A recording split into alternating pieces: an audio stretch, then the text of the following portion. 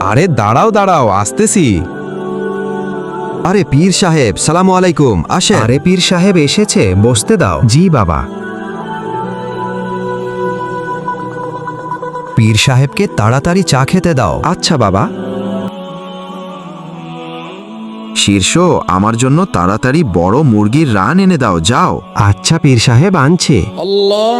বাবা, আজান হয়েছে, চলো নামাজ পড়ে আছি। আরে আমি পীর, আমার নামাজ লাগে না, তুমি পড়ে আসো।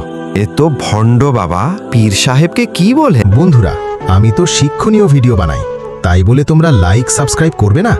এটা যদি ফালতু ভিডিও হতো তাহলে অবশ্যই লাইক সাবস্ক্রাইব করতে। এই পীর নামে ভণ্ড বাবা সত্যি কথা আমি বললাম। আমি শুনেছি পীর মানুষেরা নামাজ বাদ দেয় না। আর এই পীর বলছে নামাজ লাগে না আমার। তাহলে কেমন পীরে? রাসূল সাল্লাল্লাহু আলাইহি সাল্লামের ওপরে কোনো পীর হয় না, এটা কি জানো? আরে আমার ক্ষুধা লাগছে, বাইরে থেকে কিছু খেয়ে আসি। ভণ্ড পীর, তুই তাড়াতাড়ি আমার বাসা থেকে বের হ। নামাজ পড়তে চাইলে সাবস্ক্রাইব করো।